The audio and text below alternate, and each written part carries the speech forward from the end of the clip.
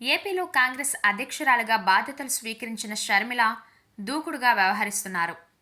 YS Jagan ప్రభుత్వంతో పాటు TDP మోడీపైన విమర్శలు గుప్పిస్తున్నారు. రోజుకో వ్యవహారం ద్వారా వార్తల్లో నిలుస్తున్నారు.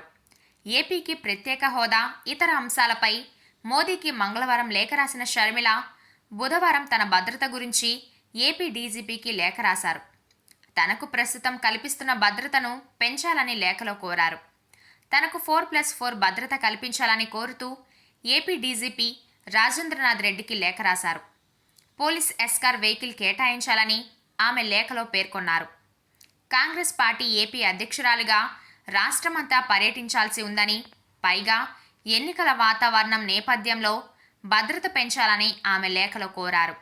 అయితే ఈ లేఖపై డీజీపీ ఎలా స్పందిస్తారన్నది ఆసక్తికరంగా మారింది. మరోవైపు షర్మిల భద్రతకు ముప్పు పొంచి ఉందని టీడీపీ నేతలు అంటున్నారు. షర్మిల ప్రాణాలకే ముప్పు ఉందని సూచించారు.